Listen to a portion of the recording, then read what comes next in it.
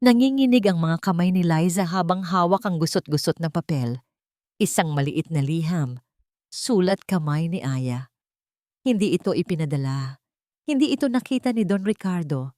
Para lang ito sa sarili ni Aya. Isang hiling na nakatago sa ilalim ng unan.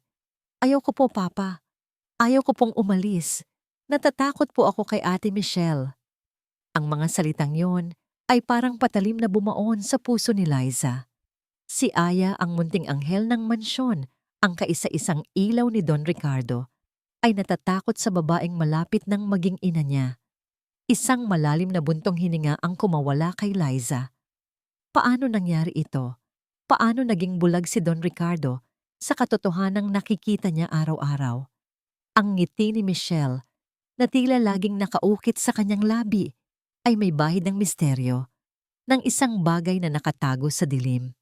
Simula nang dumating si Michelle Ramos sa buhay ni Don Ricardo, tila nagbago ang ihip ng hangin sa mansyon.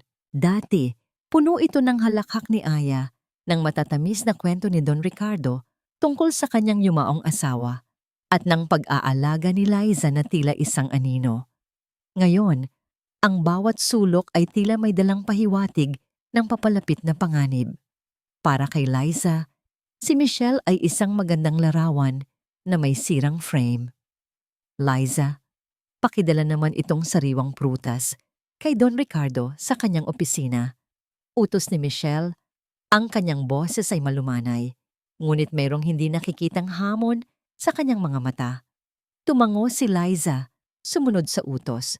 Habang naglalakad sa mahabang pasilyo, naririnig niya ang mga bulong ng ibang kasambahay. Ang swerte naman ni Michelle, kayaman-yaman ni Don Ricardo, sabi ng isa. Pero parang may kakaiba sa kanya, di ba? Bulong naman ng isa pa. Nagkunwari si Liza na hindi niya naririnig ang mga ito. Ayaw niyang makisali sa tsismisan. Ang tanging nais niya ay ang kapakanan ni Aya at ni Don Ricardo. Matagal na siyang nagsilbi sa pamilya Alcaraz. Mas matagal pa kaysa sa kung gaano niya katandaan ang sarili niya. Nakita niya ang paglaki ni Aya mula sa isang sanggol hanggang sa isang munting dalagita. Para sa kanya, si Aya ay parang anak na rin. Pagdating niya sa opisina, nakita niya si Don Ricardo na nakangiti habang tinitingnan ang isang brochure ng mga resort sa Boracay. Sa tabi niya ay si Michelle na may akbay sa braso ni Don Ricardo. Ang kanyang ulo ay nakasandal sa balikat ng matanda. Salamat, Liza, sabi ni Don Ricardo. Ang kanyang tinig ay puno ng kaligayahan. Masyado kang masipag. Kailangan mo nang magpahinga, Liza, dagdag ni Michelle. Isang mapagkunwaring ngiti ang sumilay sa kanyang labi. Ako na ang bahala kay Don Ricardo. Sa sandaling iyon, nagkatinginan sila ni Michelle. Mayroong isang bagay sa mga mata ni Michelle na nagpalamig sa buto ni Liza. Isang babala, isang pagmamayari. Hindi niya gusto yon. Napansin ni Liza ang pagbabago sa pag-uugali ni Aya.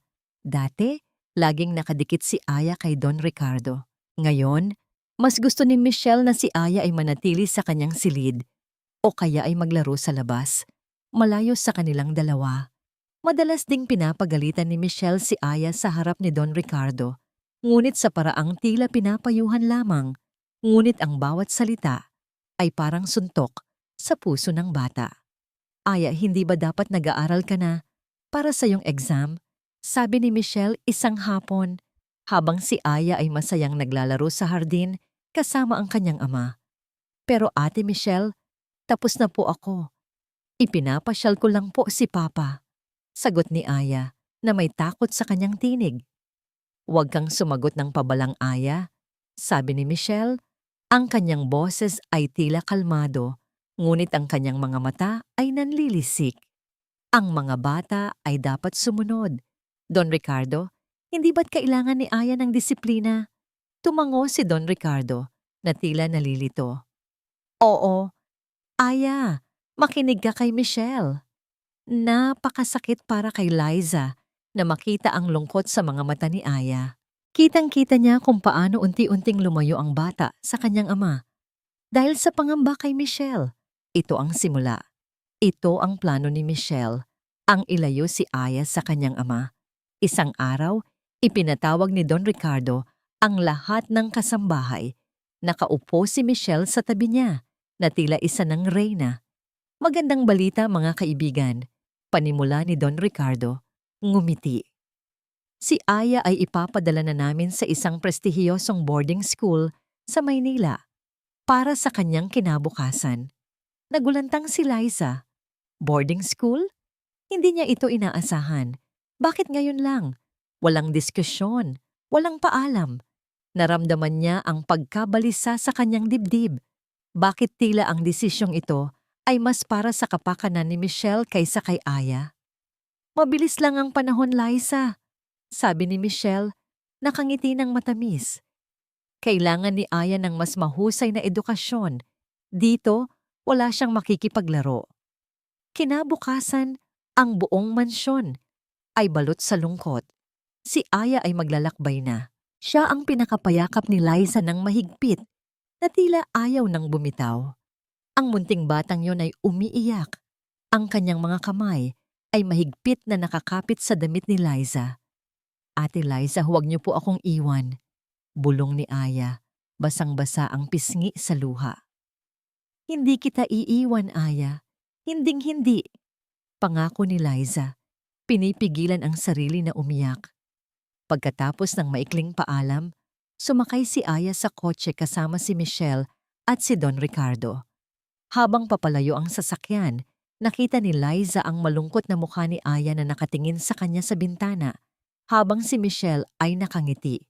Tila nagtatagumpay. Isang nga ng ngiti na nagpapahiwatig ng kanyang tagumpay. Kasalukuyan ng gabi, hindi makatulog si Liza. Ang mga salita ni Aya sa liham, natatakot po ako kay Ate Michelle, ay patuloy na umalingaw-ngaw sa kanyang isipan. Ano ang ibig sabihin ng takot na yon? Bakit pakiramdam niya may mas malalim pa sa likod ng lahat ng ito? Nagpasya siyang bumalik sa silid ni Aya upang ayusin ang naiwanan nitong gamit. Habang inaayos niya ang mga unan ni Aya, may nakita siyang isa pang papel na nakatago sa ilalim ng kutsyon. Mas mahaba ito kaysa sa naunang liham.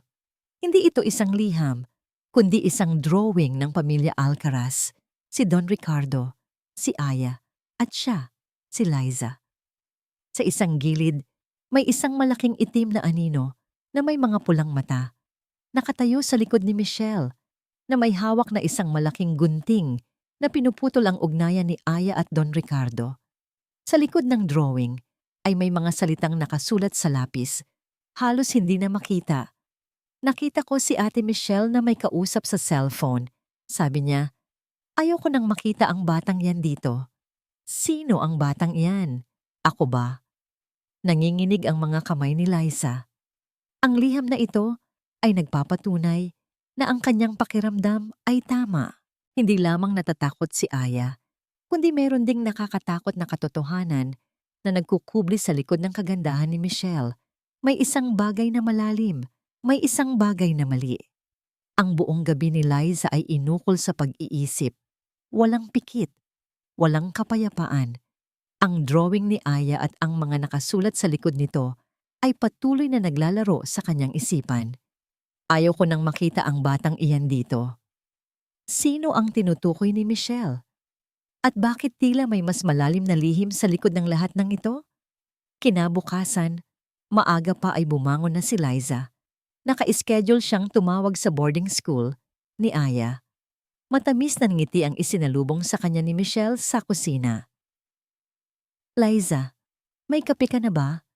Mukhang puyat ka sabi ni Michelle. Ang kanyang boses ay tila nag-aalala. Okay lang po, Ma'am Michelle. Nag-aalala lang po ako kay Aya. Tatawagan ko po sana ang eskwelahan niya. Sagot ni Liza, sinusubukang magpanggap na kalmado. Biglang nagbago ang ngiti ni Michelle.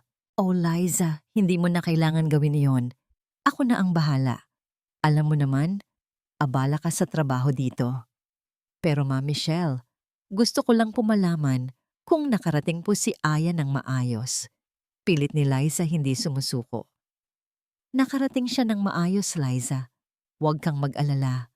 Magpapahinga lang siya ngayon. Maraming rules ang eskwelahan. Hindi agad-agad makakausap ang estudyante. Huwag ka nang magpakaabala. Sabi ni Michelle, ang kanyang boses ay naging matigas. Mayroong babala sa kanyang mga mata na hindi maaring balewalain. Nanatili si Liza sa kanyang silid sa buong umaga. Nag-iisip kung ano ang kanyang susunod na gagawin. Hindi siya kumbinsido sa mga sinabi ni Michelle.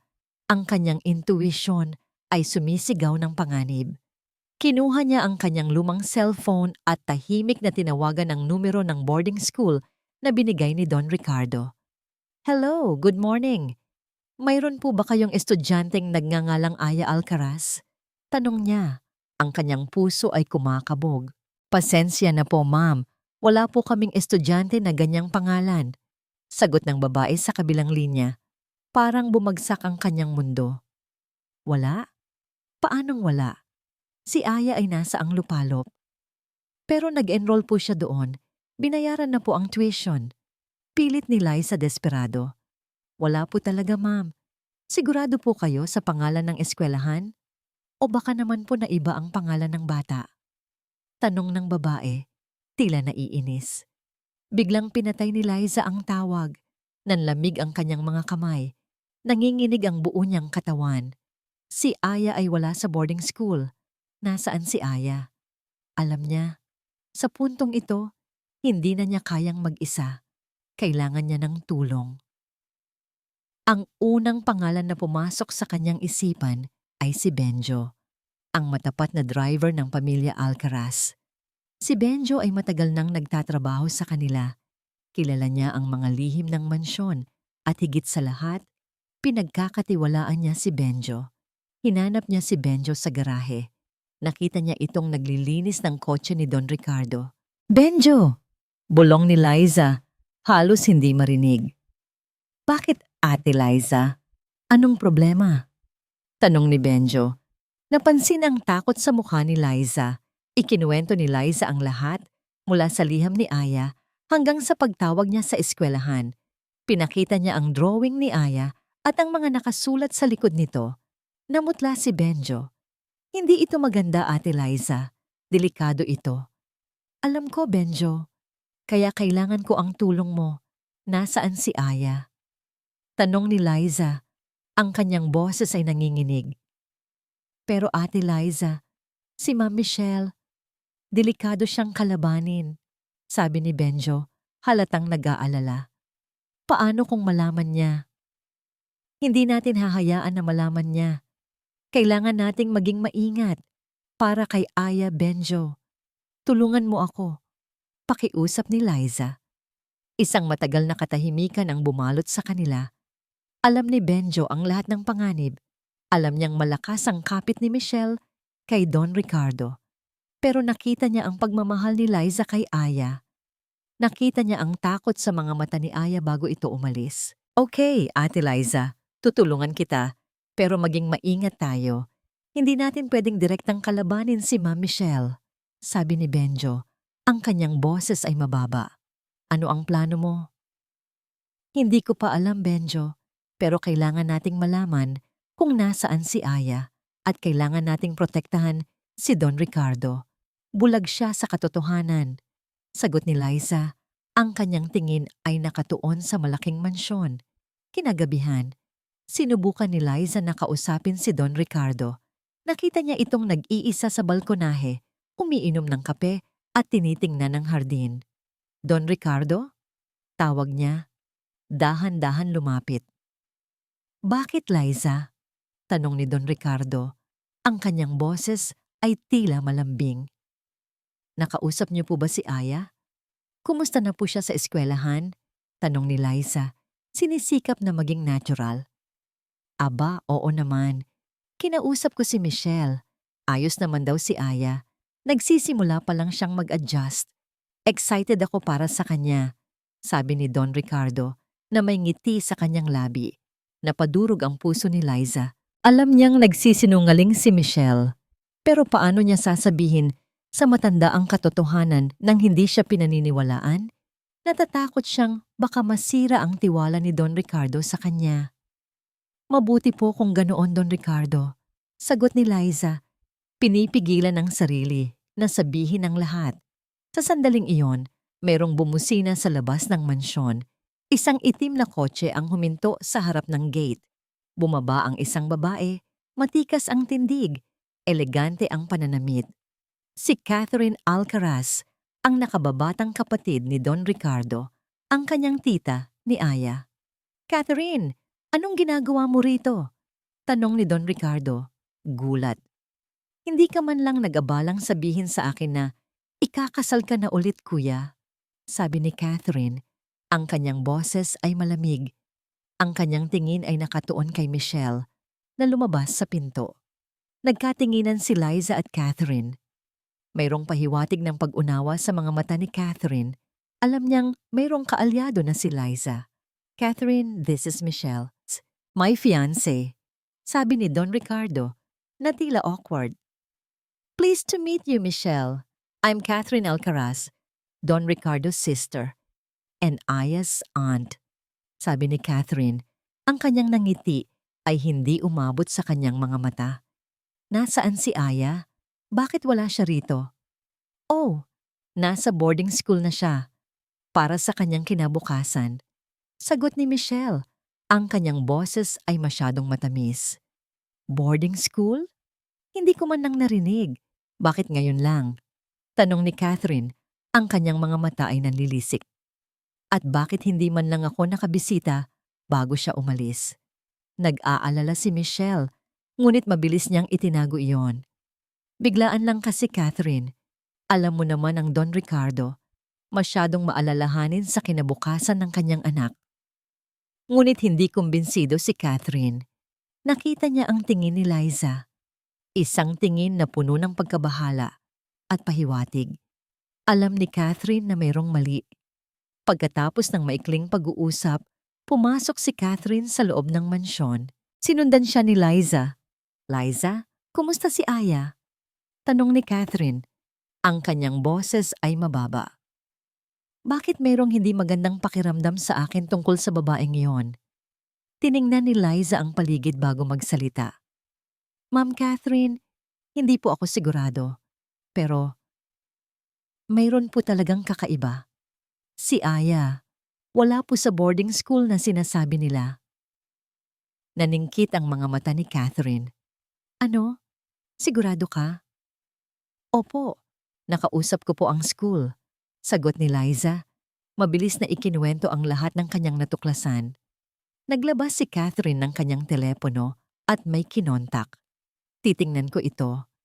Mayroon akong mga kakilala na kayang mag-imbestiga sa background ng babaeng yan at sa school na sinasabi niya. Ibinigay ni Liza ang numero ng cellphone na nakuha niya mula sa ilalim ng unan ni Aya. Kasama ang drawing at ang mga nakasulat dito. Tiningnan ni Catherine ang numero at biglang nag-iba ang kanyang ekspresyon. Ito ay hindi numero ng school. Ito ay numero ng isang hindi ka nais-nais na uri ng pasilidad. Bulong ni Catherine, ang kanyang mukha ay namutla. Isang wellness center na may reputasyon sa pagiging hindi malinaw. Biglang kinilabutan si Liza. Naramdaman niya ang malamig na hangin na dumaloy sa kanyang gulugod.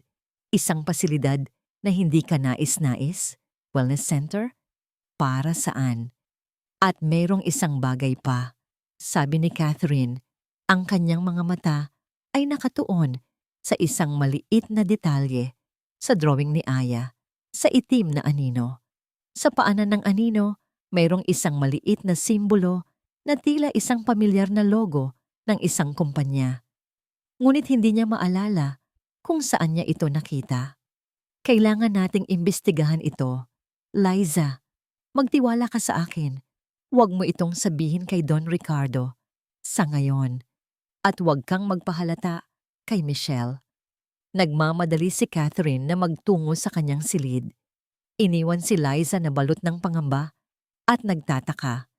Isang wellness center?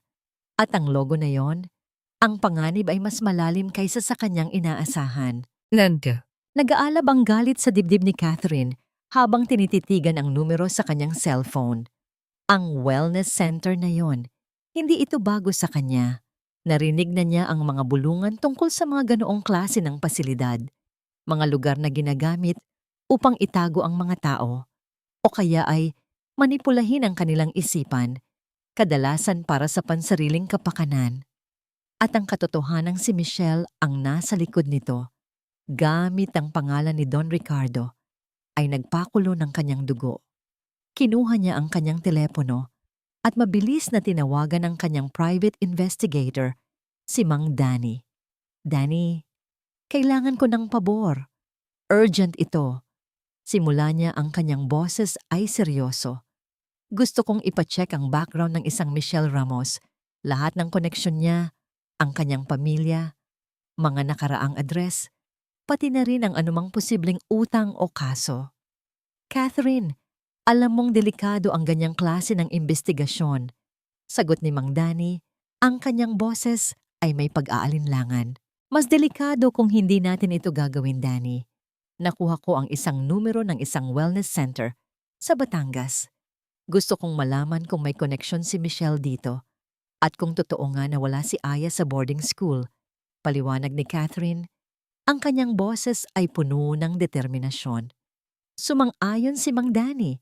Alam niyang seryoso ang sitwasyon. Ibinigay ni Catherine ang lahat ng detalye na nakuha niya mula kay Liza. Habang hinihintay ang impormasyon mula kay Mang Danny, sinimulan ni Catherine ang sarili niyang investigasyon. Kinabukasan, sinubukan ni Catherine na kausapin si Michelle. Nakita niya itong abala sa pag-aayos ng mga bulaklak sa living room. Michelle, kumusta na si Aya? Tanong ni Catherine. Sinusubukan na maging kalmado. Oh, Catherine, ayos naman siya. Nag-i-enjoy na raw sa school. Sagot ni Michelle. Ngumiti. Talaga? Bakit hindi man lang siya tumatawag sa akin? O mag-text? Alam mo naman, malapit kami sa isa't isa. Pilit ni Catherine. Ang kanyang mga mata ay nanunuot. Alam mo naman ang mga bata, Catherine. Busy sa pag-aaral.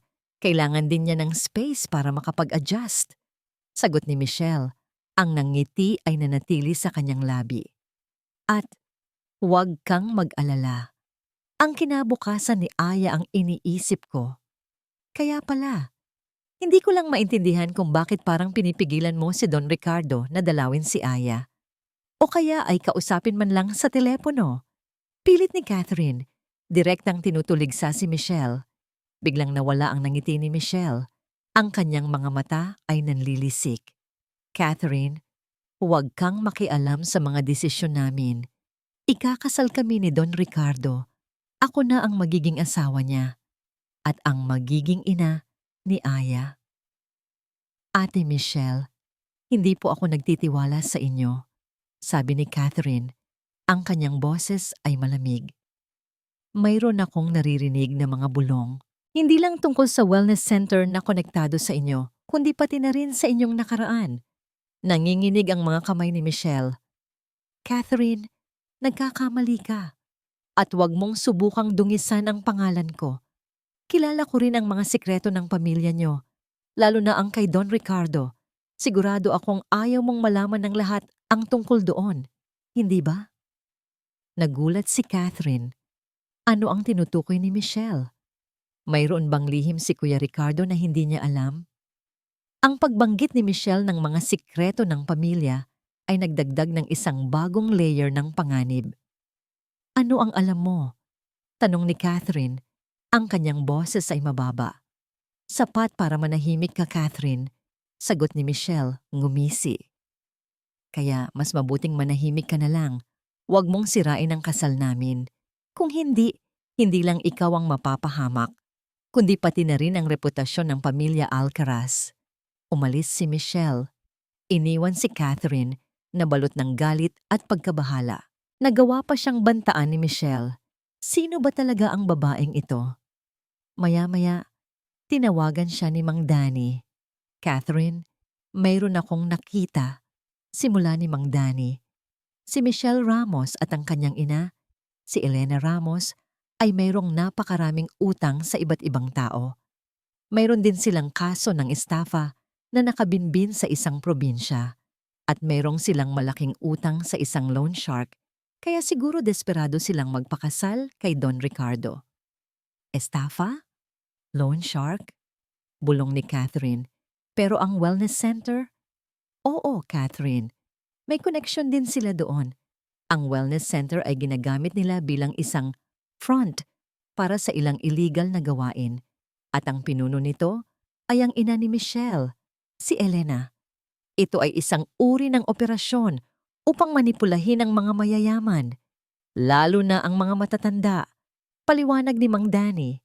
At tungkol kay Aya, wala talaga siya sa boarding school.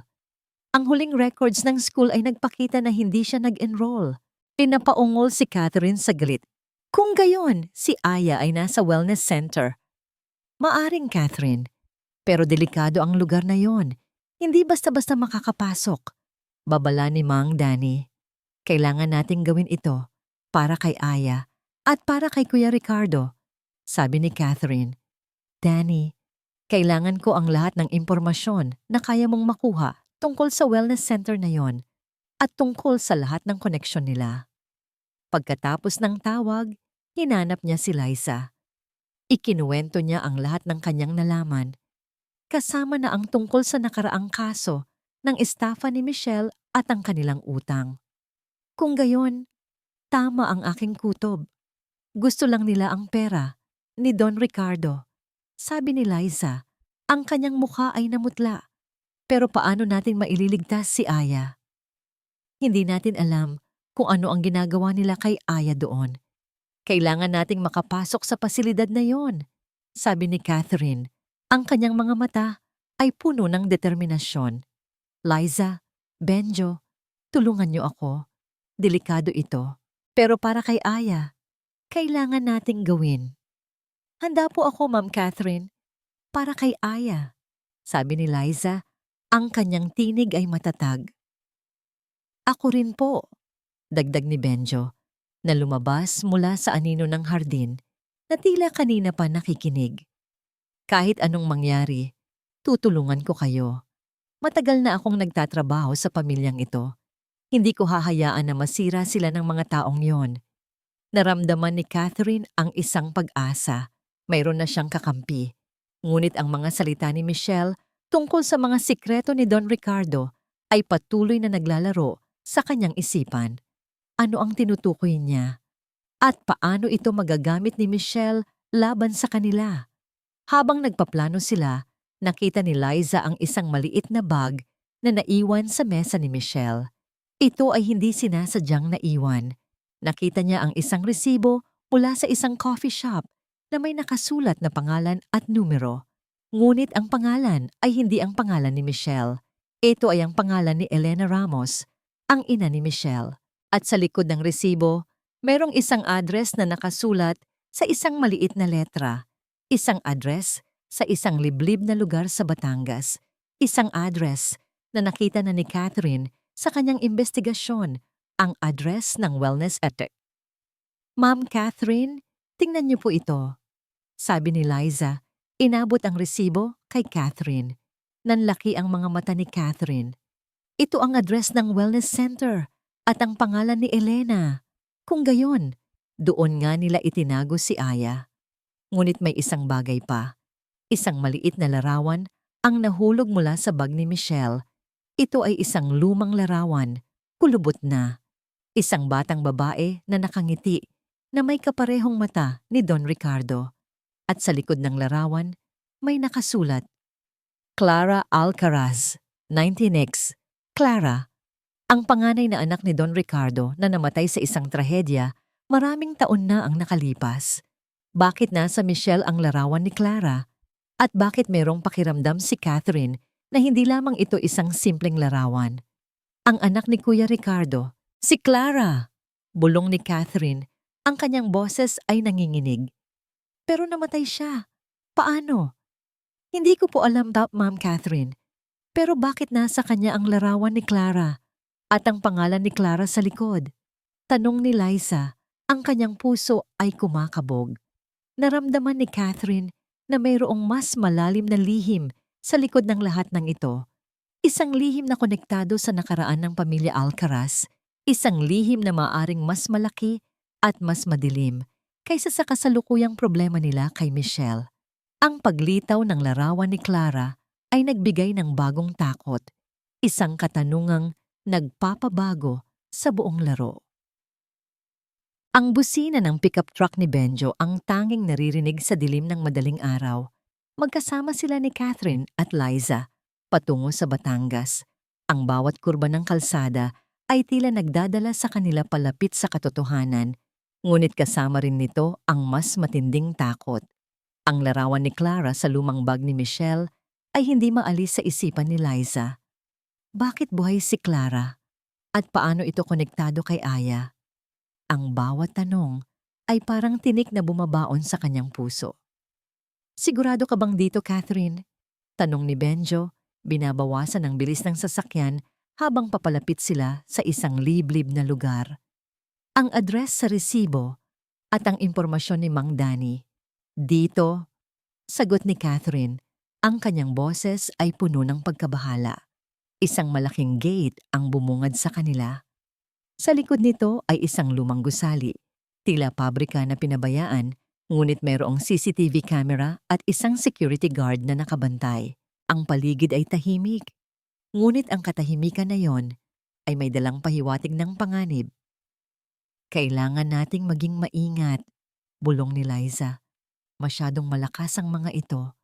Pinarada ni Benjo ang pick-up sa medyo malayo, sa likod ng mga punong mangga, upang hindi sila mapansin. Dahan-dahan silang bumaba. Ang bawat hakbang ay may dalang pag-iingat. Ginamit ni Catherine ang kanyang binoculars. May isa pang gwardiya sa likod. Bulong ni Catherine. Kailangan nating idiskartehan. Nagplano sila ng mabilis. Si Benjo ang magdidiskarte sa security guard sa likod, habang si Catherine at Liza ay didiretso sa loob. Alam nilang limitado ang oras. Naghiwalay sila. Si Benjo ay dahan-dahang gumapang sa likod ng gusali, habang si Liza at Catherine ay lumapit sa pangunahing gate, nagtatago sa dilim ng mga halaman. Hindi nagtagal, may narinig silang mahinang tunog sa likod na tila may bumagsak. Tara na, bulong ni Catherine. Nagmadali silang pumasok sa loob. Ang loob ng gusali ay mas madilim kaysa sa labas. Amoy luma at amoy gamot. Parang isang abandonadong ospital. Naglakad sila sa mahabang pasilyo. Sinisilip ang bawat pinto. Ang bawat tunog ay nagpapatalon sa kanilang puso. Hanggang sa narinig nila ang mahinang iyak mula sa isang silid. Aya! Bulong ni Liza. Mabilis na tumakbo patungo sa pinto. Binuksan ni Catherine ang pinto. Ang silid ay madilim. May maliit na kama at isang batang babae na nakasiksik sa sulok, umiiyak. Payat si Aya, maputla ang mukha. Ang kanyang mga mata ay namamaga sa kakaiyak. Aya! Anak! Sigaw ni Liza. Tumakbo patungo kay Aya at niyakap ito ng mahigpit. Ate Liza, natakot po ako. Umiiyak si Aya. Mahigpit na yumakap kay Liza na tila ayaw nang bumitaw. Okay na Aya, nandito na kami. Ililigtas ka namin. Sabi ni Liza, hinalikan ang noo ni Aya. Catherine, kailangan na nating umalis. Sabi ni Liza. Tumayo habang hawak ang kamay ni Aya. Habang papalabas sila, nakita ni Liza ang isang lumang cabinet na hindi nakakandado. Hindi niya alam kung bakit, ngunit parang mayroong bumubulong sa kanya na silipin ito. Ang kanyang intuition ay malakas. Habang hawak ang kamay ni Aya, dahan-dahan niyang binuksan ang cabinet. Doon, sa loob, ay isang tambak ng mga lumang dokumento. Mayroong mga health records, treatment plans at iba't ibang papel. Sa ilalim ng tambak, mayroong isang folder na may nakasulat na Project Clara. Confidential. Kinabahan si Liza. Ito ang pangalang nakita niya sa likod ng larawan. Liza, anong ginagawa mo? Bulong ni Catherine. Kinakabahan. Tingnan niyo po ito, Ma'am Catherine, sabi ni Liza. Mabilis na kinuha ang folder. Clara, ito po ang nakasulat sa likod ng larawan. Bukas-sara ang mga mata ni Catherine. Clara, hindi maaari. Patay na siya. Ngunit habang tinitingnan ni Catherine ang folder, biglang may narinig silang tunog ng pagbukas ng pinto sa dulo ng pasilyo. May mga anino na papalapit. May tao! Tumakbo na kayo! Sigaw ni Benjo na biglang lumitaw mula sa isa pang silid. Ang kanyang mukha ay puno ng pagkabahala. Mayroon siyang sugat sa braso, tila nakipag-away. Nagmadali sila. Pinilit nilang tumakbo papalabas ng pasilidad habang hawak-hawak ni Liza ang folder. Ang iyak ni Aya ay umalingaw-ngaw sa madilim na pasilyo, nagdagdag sa takot ng sitwasyon. Sino sila? Tanong ni Catherine habang patuloy silang tumatakbo. Mga tauhan ni Elena. Marami sila. Sagot ni Benjo, patuloy silang tinutulak papalabas. Tumakbo sila sa likod ng gusali kung saan nakapark ang pick-up truck ni Benjo. Habang sumasakay sila, isang lalaki ang humabol sa kanila. May hawak na bat. Hinampas niya ang likod ng sasakyan. Hindi kayo makakatakas. Ibalik niyo si Aya. Sigaw ng lalaki. Nagmamadali si Benjo na paandarin ang sasakyan at mabilis silang humarurot palayo. Sa rearview mirror, nakita ni Liza ang lalaking nakatayo pa rin doon, nakatitig sa kanila. Ang kanyang mukha ay puno ng galit. Sino ang mga yon, Benjo? Tanong ni Liza habang mahigpit na hawak si Aya. Mga tauhan sila ni Elena Ramos at Eliza. Matagal na silang kilala sa mga iligal na gawain dito sa Batangas. Sagot ni Benjo, ang kanyang mga kamay ay mahigpit na nakakapit sa manibela. Nang makalayo na sila, huminto si Benjo sa isang liblib na lugar, malayo sa anumang kabahayan. Naghingal sila. Ang bawat isa ay tila nagpapahinga mula sa isang bangungot. Okay ka lang, Aya? Tanong ni Catherine. Niyakap si Aya. Tumango si Aya. Ngunit nanginginig pa rin ang kanyang katawan. Natakot po ako, Tita Catherine. Sige na, basahin mo na ang folder na yan, Liza. Utos ni Catherine. Ang kanyang mukha ay seryoso. Binuksan ni Liza ang folder. Ang kanyang mga kamay ay nanginginig. Ang nilalaman nito ay mga lumang medical records, mga ulat ng pagmamanman, at mga liham. Ito ay mga records ni Clara Alcaraz, bulong ni Liza habang binabasa ang mga dokumento. Nakasaad dito na hindi siya namatay, kundi kinidnap siya. Nagulat si Catherine. Kinidnap? Ng sino? Patuloy si Liza sa pagbasa. Nakasaad dito na ang nagplano ng pagkidnap ay si Mang Tonyo, ang dating mayordomo ni na Don Ricardo. Hindi makapaniwala si Catherine. Si Mang Tonyo? Pero bakit? Siya ang pinagkakatiwalaan ni Kuya. Mayroong mga liham dito na nagsasaad ng paghihiganti. Naniniwala si Mang Tonyo na inagaw ni Don Ricardo ang kanyang minamahal noon at ginamit niya si Clara para makaganti. Paliwanag ni Liza, ang kanyang boses ay nanginginig. Nasa ilalim ng kanyang pag-aalaga si Clara sa isang liblib na lugar. Ang kamatayan ni Clara ay isang malaking pagtatanghal lamang upang masaktan si Don Ricardo. Hindi ito kapani-paniwala, bulong ni Catherine. Ang kanyang mukha ay namutla. Nakatago si Clara sa buong panahong yon at si Mang Tonyo ang may kagagawan. Ngunit may isang bagay pa. Sa dulo ng folder may isang lumang sulat na hindi pinirmahan. Ito ay nakasulat sa isang simpleng papel. Ngunit ang nilalaman nito ay nagpataas ng balahibo ni Liza.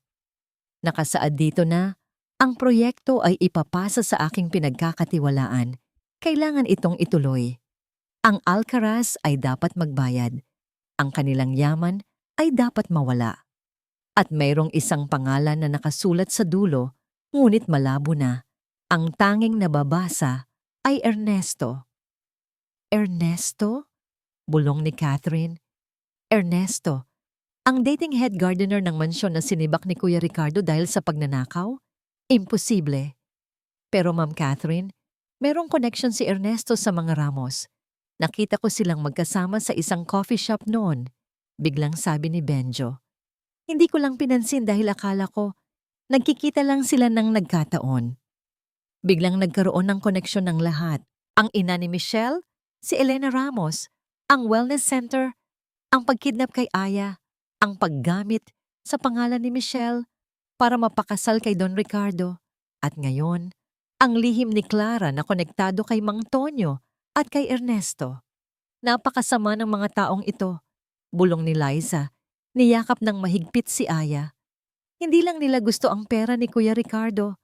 Sabi ni Catherine, ang kanyang mga mata ay nanlilisik. Gusto nilang wasakin ang pamilya Alcaraz. At si Clara ay ginagamit pa rin nila. Pero bakit nila ginagamit si Clara ngayon? At bakit nasa Michelle ang larawan niya? Tanong ni Liza.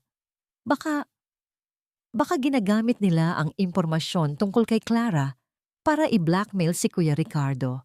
Pagkatapos nilang makuha ang lahat ng yaman niya, sagot ni Catherine, ang kanyang mukha ay puno ng galit. Pero kailangan nating hanapin si Clara at iligtas siya. Biglang nag-vibrate ang cellphone ni Liza. Isang text message mula sa isang hindi kilalang numero. Nakita namin kayo. Huwag kayong magkakamali. Kapag gumawa kayo ng isa pang galaw, mapapahamak si Aya. Alam namin kung nasaan siya at alam namin kung ano ang kaya naming gawin. Ibalik ang folder. Kung hindi, magbayad kayo ng malaki. Naningkit ang mga mata ni Liza. Hawak niya ang folder na may nakasulat na pangalan ni Clara. Hawak niya ang lihim na matagal nang nakatago. Ang folder na ito ay ang susi sa lahat. Ang mga kalaban ay alam na nasa kanya ang mga dokumento. Kailangan na nating bumalik sa mansyon. Walang makakaalam na nakuha natin ang mga ito. Hindi pa natin pwedeng isali si Don Ricardo. Sabi ni Catherine, ang kanyang mukha ay puno ng determinasyon. Kailangan nating magplano ng mas maingat. Ang folder na yan, Liza, ay ang ating sandata. Ngunit habang tinititigan ni Liza ang folder, naramdaman niya ang isang matinding takot. Hindi lamang siya ang nasa panganib. Si Aya, si Catherine, at si Benjo, at si Clara na nasa isang lugar na hindi nila alam. Nagkaroon siya ng isang ideya. Kinuha niya ang cellphone niya. Kailangan kong gawin ito, Ma'am Catherine. Sabi ni Liza, ang kanyang tingin ay nakatuon sa folder. Hindi natin pwedeng hayaan na magpatuloy ang mga ito. Kinalkal ni Catherine ang cellphone ni Liza at binasa ang text message. Ang pagbabanta ay malinaw. Alam ng mga Ramos na nakuha nila ang folder. Ang bawat hakbang nila ay nakatutok sa kanila. Ang pagpaparamdam ng panganib ay tila isang malamig na hininga sa kanilang leeg. Ate Liza, natatatakot po ako. Bulong ni Aya na nakasandal sa balikat ni Liza. Huwag kang matakot, anak. Nandito na kami. Hindi ka na nila maibabalik doon.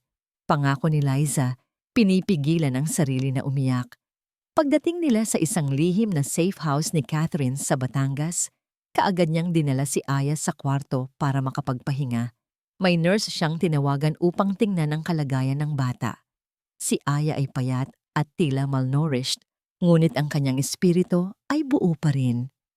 Salamat sa Diyos at nailigtas natin si Aya, sabi ni Catherine kay Benjo at Liza habang inilalatag ang mga dokumento mula sa folder sa mesa.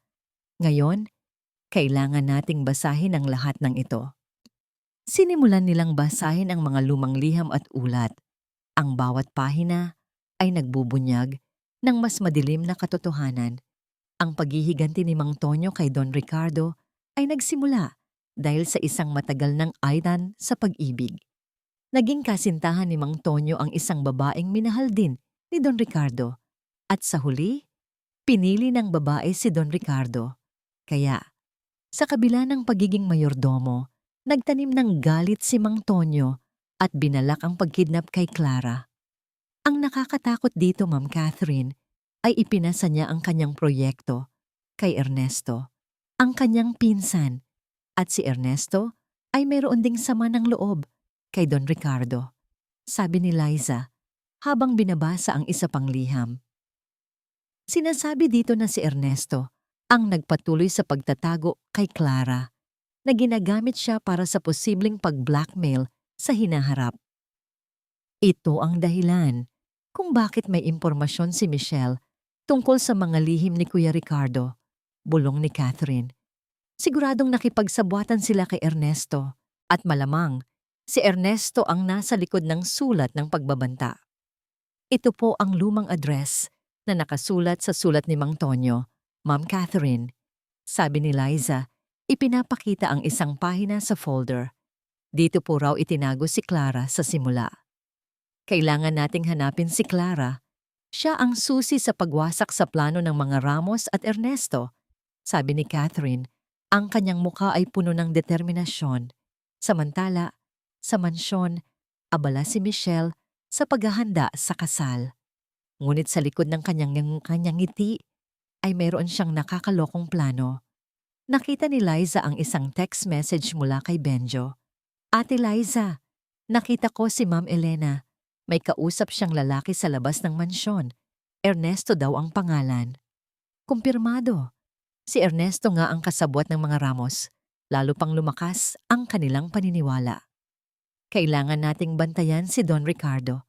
Liza, sabi ni Catherine, kung alam ni Michelle ang tungkol kay Clara at ang lihim ni Kuya, gagamitin niya ito para kontrolin siya. Ang mga huling araw bago ang kasal ay puno ng tensyon. Sinusubukan ni Michelle na iparamdam kay Don Ricardo na siya ang sentro ng kanyang mundo. Ngunit ang matanda ay tila nababalisa na. Madalas itong nakatulala, malalim ang iniisip. Isang gabi, habang nag-aalala si Liza para kay Don Ricardo, nakita niya itong nakaupo sa kanyang opisina, nakaharap sa isang lumang larawan.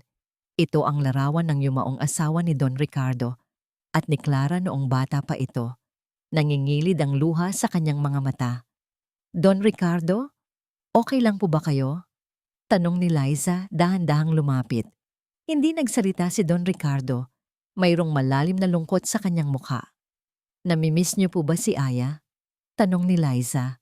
Tumango si Don Ricardo. Oo, Liza. Namimiss ko ang aking mga anak. At namimiss ko ang aking asawa. Nagkaroon ng tapang si Liza. Don Ricardo, mayroon po akong dapat sabihin sa inyo. Ngunit bago pa makapagsalita si Liza, biglang bumukas ang pinto. Si Michelle. Don Ricardo, anong ginagawa ninyo dito? Bakit hindi pa kayo nagpapahinga? Tanong ni Michelle. Ang kanyang boses ay tila nag-aalala. Ngunit mayroong matalim na tingin kay Liza. Liza? Hindi ba't may trabaho ka pa sa kusina? Tapos na po ako, Ma'am Michelle. Sagot ni Liza. Sinusubukang maging matatag. Don Ricardo, alam niyo po, nakapag-research ako tungkol sa pamilya niyo. Mayroon akong nakita na hindi maganda. Tungkol sa isang pagkakamali sa nakaraan. Alam kong ayaw niyo nang malaman ng publiko ang tungkol doon. Hindi ba? Sabi ni Michelle. Ang kanyang boses ay naging matamis, ngunit mayroong babala sa kanyang mga salita. Nagulat si Don Ricardo. Ano ang tinutukoy ni Michelle? Mayroon ba siyang nalalaman tungkol sa mga lihim niya? Michelle, anong sinasabi mo? Tanong ni Don Ricardo. Ang kanyang boses ay may pagdududa. Wala naman po, Don Ricardo. Gusto ko lang sabihin na ang mga sikreto ay dapat manatiling sikreto, lalo na kung makakasira sa reputasyon ng ating pamilya, sabi ni Michelle, ngumisi. Kaya, huwag niyo po akong bigyan ng dahilan para ilabas ang mga yon, hindi lang sa akin, kundi pati na rin sa publiko. Naintindihan ni Liza ang ibig sabihin ni Michelle. Ini-blackmail niya si Don Ricardo. Ginamit niya ang mga impormasyon na nakuha niya mula kay Ernesto tungkol sa nakaraan ng pamilya Alcaraz. Michelle, umalis ka, sabi ni Don Ricardo. Ang kanyang boses ay naging malamig. Hindi ko gusto ang mga sinasabi mo. Oh, Don Ricardo, ginagawa ko lang po ito para sa inyo, para sa kinabukasan ng ating pamilya, sabi ni Michelle. Bago umalis, iniwan ang dalawa na balot ng tensyon. Naiwan si Don Ricardo na malalim ang iniisip. Naramdaman ni Liza ang pag-aalala sa kanya. Ngunit ngayon, alam niya na kailangan niyang protektahan si Don Ricardo sa lahat ng posibleng paraan. Maya-maya, Tinawagan ni Catherine si Liza.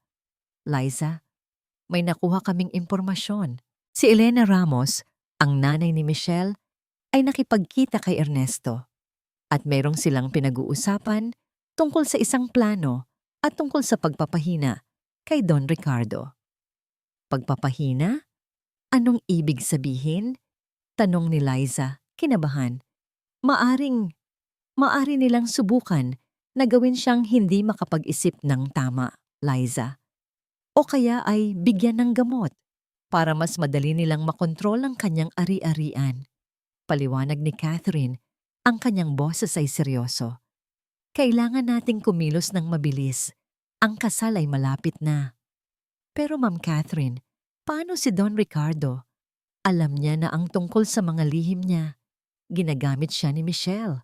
Sabi ni Liza. Kailangan nating mag-ingat, Liza. Huwag mong sabihin kay Don Ricardo na alam mo na ang tungkol sa mga lihim niya. At kailangan nating gawin siyang magtiwala sa atin. Kailangan natin siyang gawing kakampi. Sagot ni Catherine. Mayroon akong plano, pero kailangan natin ng tulong mula sa loob. Sa gabi, habang nag-iisip si Liza, nakita niya si Don Ricardo na nakaupo sa hardin, malalim ang iniisip. Lumapit si Liza, dahan-dahan. Don Ricardo, namimiss niyo po ba si Aya? Tanong ni Liza, malambing ang boses. Oo, Liza, namimiss ko siya ng sobra. Sagot ni Don Ricardo, may lungkot sa kanyang mga mata. Parang merong mali. Pakiramdam ko, mayroong hindi tama. Kung ganoon po, bakit hindi po natin kausapin si Ma'am Catherine? Alam niya po ang lahat ng tungkol sa inyo. At nag-aalala din po siya sa inyo at kay Aya. Sabi ni Liza, sinisikap na makuha ang tiwala ni Don Ricardo. Tumingin si Don Ricardo kay Liza. Mayroong isang pahiwatig ng pag-unawa sa kanyang mga mata. Tila, sa wakas, ay nagbubukas ang kanyang mga mata. Liza, may gusto akong malaman. Anong alam mo? Tanong ni Don Ricardo. Ang kanyang boses ay mababa. Naningkit ang mga mata ni Liza. Ito na ang pagkakataon. Don Ricardo, si Aya po. Wala po siya sa boarding school. At si Ma'am Michelle po may ginagawa siyang masama. Napaungol si Don Ricardo. Ang kanyang mukha ay puno ng sakit at galit. Alam ko na, Liza. Narinig ko siya kanina. Ang plano niyang gawin akong hindi makapag-isip ng tama at ang pagbanggit niya sa mga lihim ko. Pero hindi ko akalain na ganito sila kasama. Sabi ni Don Ricardo, ang kanyang boses ay nanginginig. Kailangan nating kumilos. Pero paano? Napakalakas nila. Don Ricardo, tutulungan po kayo ni Ma'am Catherine at ni Benjo. At ako po. Hindi po namin kayo iiwan. Sabi ni Liza, mahigpit na hawak ang kamay ni Don Ricardo. Pero kailangan po nating magpanggap. Huwag po kayong magpahalata kay Michelle na alam na ninyo ang lahat. Tiningnan ni Don Ricardo si Liza. Mayroong bagong pag-asa sa kanyang mga mata. Maraming salamat, Liza. Wala kang alam kung gaano mo ako natulungan. Kung gaano ka kaimportante sa pamilyang ito. Ngunit may isang bagay na nagpakilabot kay Liza. Sa kanyang isipan, biglang sumilay ang isang imahe ng lumang larawan ni Clara. Ang lihim na yon. Ang kanyang pakiramdam ay nagsasabi sa kanya na ang paglitaw ni Clara ay magiging isang malaking twist sa kwento. Isang bagay na maaring makapagpabago sa lahat. Ang mga salita ni Liza ay parang kidlat na tumama kay Don Ricardo. Hindi siya bulag. Naramdaman na niya ang lamig sa ngiti ni Michelle. Ang kanyang sariling intuition ay matagal nang nagpaparamdam ng hindi maganda. Ngunit ang pag-ibig o ang tila pag-ibig at ang labis na kalungkutan ay nagpapababa ng kanyang depensa. Ngayon, sa wakas, ay narinig niya ang katotohanan. Ang planong gawin siyang hindi makapag-isip ng tama. Ang pag-blackmail sa kanya gamit ang mga lihim ng nakaraan.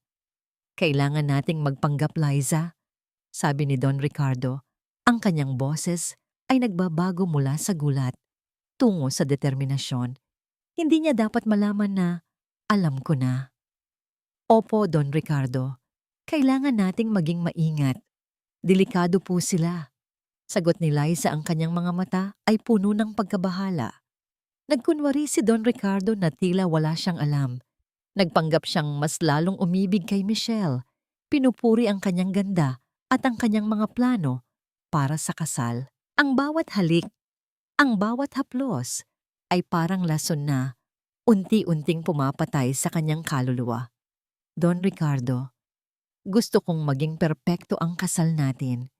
Ang pinakamaganda sa Batangas, sabi ni Michelle, ang kanyang mga mata ay nagniningning sa kagalakan na tila nagtatagumpay na.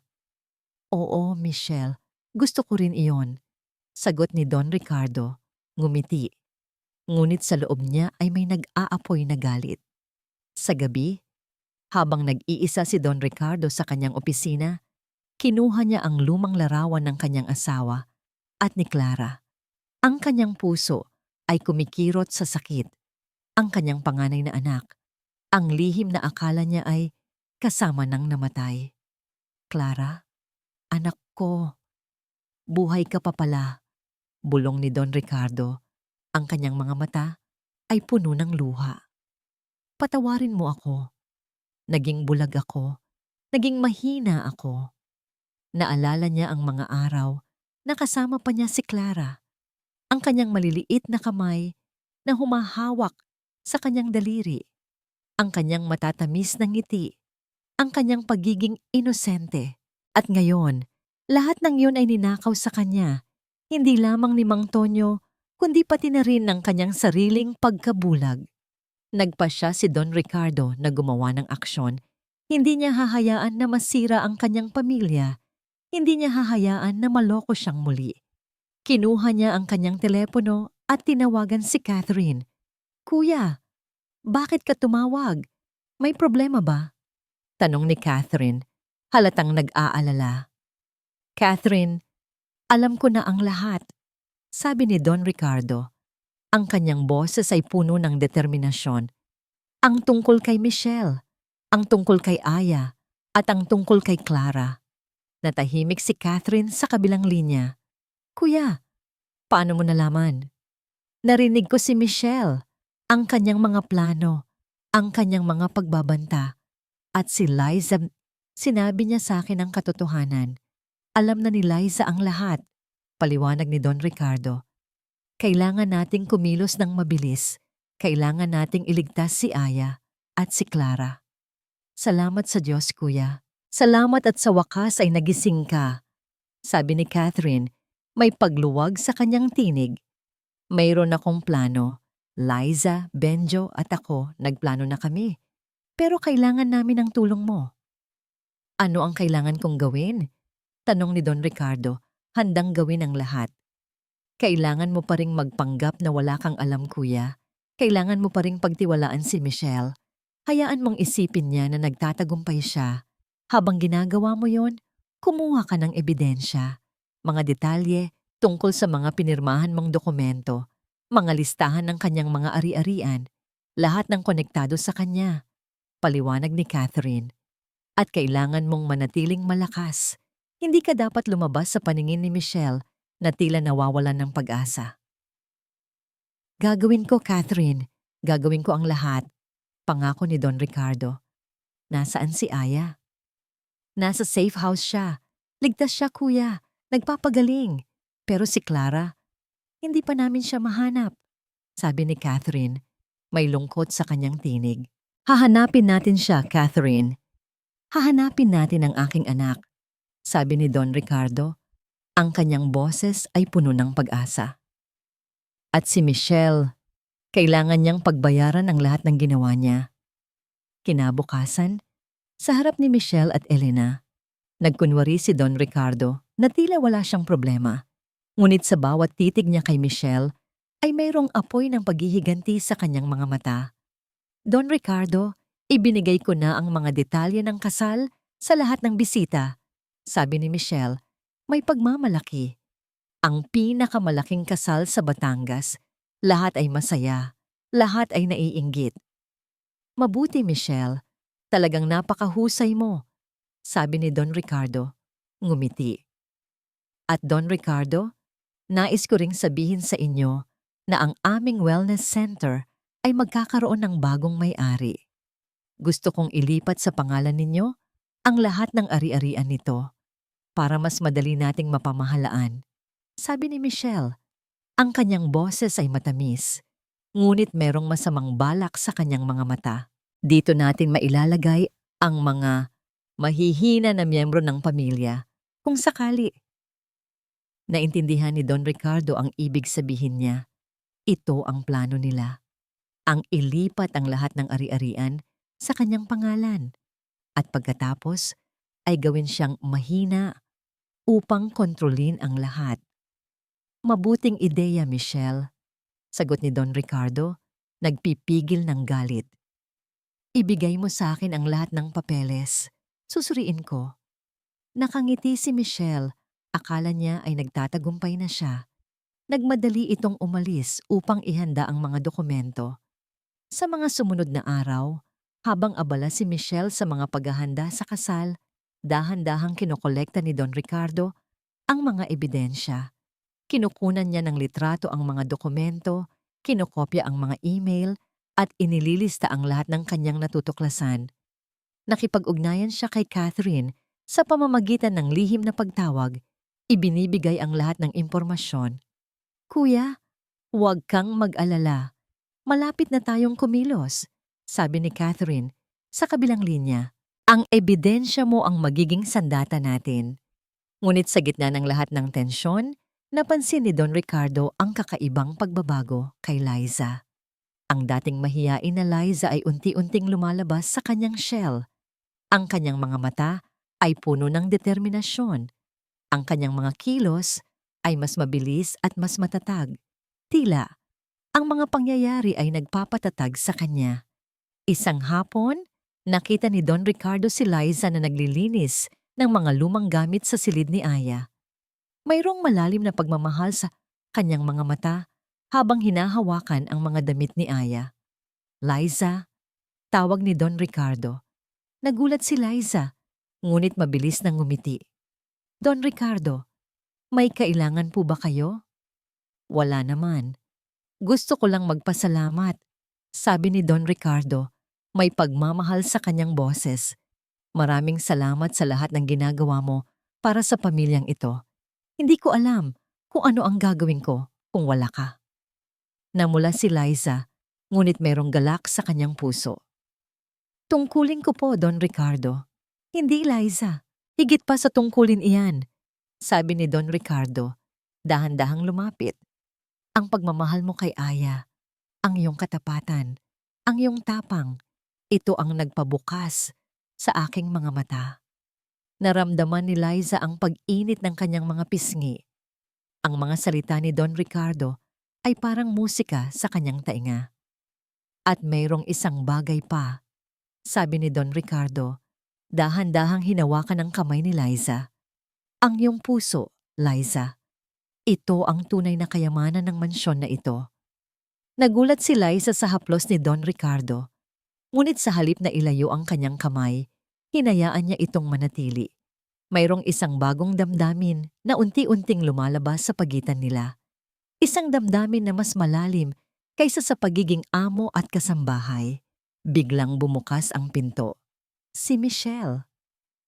Don Ricardo, narito na ang mga papeles ng wellness center, sabi ni Michelle. Ang kanyang nganang ngiti ay nanatili sa kanyang labi. Ngunit naningkit ang kanyang mga mata habang tinitingnan ang magkahawak na kamay ni na Don Ricardo at Liza. Mabilis na binawi ni Liza ang kanyang kamay. Ang kanilang sandali ay nasira. Ngunit sa mga mata ni Don Ricardo ay mayroong apoy.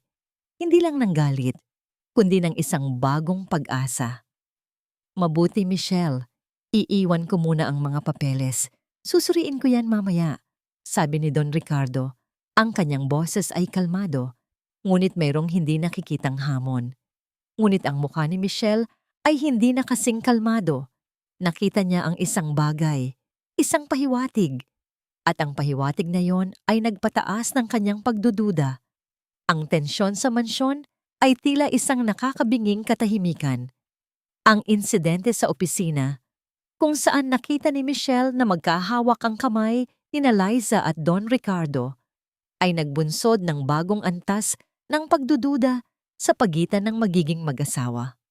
Ngayon, ang bawat galaw ni Michelle ay tila mas maingat, mas mapagbantay.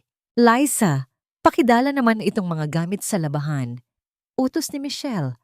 Ang kanyang boses ay tila normal, ngunit ang kanyang mga mata ay nanunuot. Sinusuri ang bawat kilos ni Liza.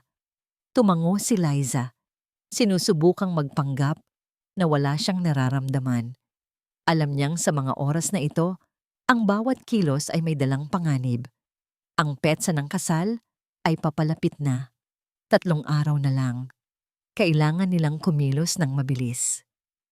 Nakaugnayan na ni Catherine ang mga kinauukulan. Naghahanda para sa isang surprise sa araw ng kasal. Ngunit meron pa ring malaking katanungan. Nasaan si Clara? Kailangan nating pasukin ang opisina ng abogado ni Michelle, sabi ni Catherine sa isang lihim na pagpupulong nila ni Liza at Benjo sa safe house.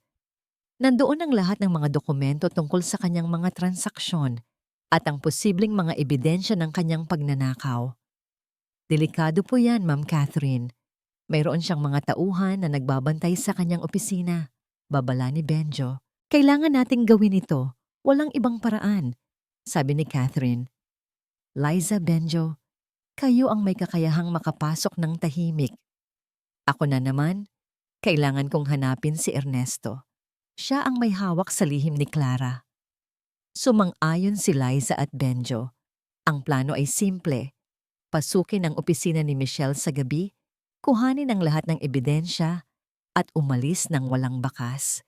Kinagabihan, habang mahimbing na natutulog ang lahat sa mansyon, dahan-dahang lumabas si Liza at Benjo. Gumamit sila ng isang lumang van upang hindi mapansin. Ang opisina ni Michelle ay nasa gitna ng syudad, sa isang mataas na gusali.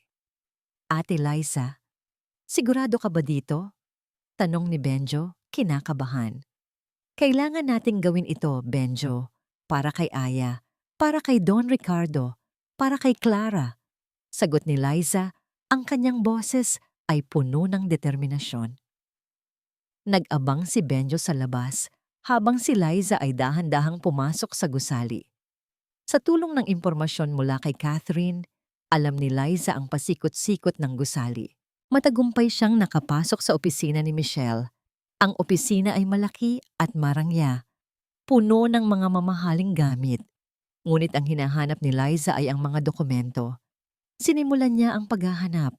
Ang kanyang mga kamay ay nanginginig sa kaba, ngunit ang kanyang isipan ay nakatuon sa kanyang misyon. Mayroon siyang nakitang isang nakakandadong cabinet, ngunit hindi ito problema. Si Benjo ay mahusay sa pagbubukas ng mga kandado. Tinawagan niya si Benjo sa kanyang headset. Benjo, may nakakandado akong cabinet. Kailangan ko ng tulong mo. Bulong ni Liza. Nagmadali si Benjo na umakyat. Hindi nagtagal. Nabuksan niya ang cabinet. Sa loob ay isang tambak ng mga dokumento, mga kontrata, mga financial statements at mga bank records. At doon, nakita ni Liza ang isang file na may nakasulat na Alcaraz Estate Transfer, Confidential. Ito na, bulong ni Liza. Mabilis na kinuhanan ng litrato ang lahat ng pahina. Ngunit habang abala si Liza, biglang may narinig siyang tunog mula sa labas ng opisina. Mga yapak. Papalapit. May tao, bulong ni Benjo. Mabilis na sinarado ang cabinet. Nagmadali sila. Kailangan nilang umalis kaagad. Ngunit huli na ang lahat. Bumukas ang pinto ng opisina. Isang matangkad na lalaki, ang isa sa mga tauhan ni Elena Ramos, ang pumasok. Sino kayo? Anong ginagawa niyo dito? Sigaw ng lalaki. Nagulat si Liza at Benjo. Wala silang pagpipilian. Tumakbo sila. Nagsimula ang isang habulan sa loob ng gusali. Tumakbo sila sa mga hagdan. Sinusubukang makahanap ng paraan para makatakas. Ngunit ang lalaki ay mahusay sa paghabol. "Benjo, doon!" Sigaw ni Liza. Itinuro ang isang fire exit. Nagmadali silang lumabas sa fire exit. Bumaba sila sa hagdan, patungo sa labas. Ngunit sa labas, mayroon nang naghihintay sa kanila. Ang sasakyan ni Elena Ramos at si Elena mismo. "Sa wakas, nahuli ko kayo!" Sigaw ni Elena, ngumisi. "Akala niyo ba ay makakatakas kayo? Hindi niyo pa ako kilala." "Ma'am Elena, hindi po kami nagnanakaw. Kinuha lang po namin ang mga ebidensya ng inyong masamang gawain." Sigaw ni Liza. "Walang makikinig sa inyo. Walang maniniwala sa inyo." Sagot ni Elena. "Kaya, sumama na kayo sa akin. Kailangan nating mag-usap." Ngunit bago pa sila mahuli, biglang dumating ang pickup truck ni Benjo. "Sakay na!" Sigaw ni Benjo. Mabilis na sumakay sila Liza. Hinarurot ni Benjo ang sasakyan at mabilis silang humarurot palayo. Ngunit ang sasakyan ni Elena ay sumunod sa kanila. Nagsimula ang isang mabilis na paghabol sa mga kalye ng Maynila. "Kailangan nating mawala sila!" Sigaw ni Liza. "Ginagawa ko ang lahat, Ate Liza." Sagot ni Benjo.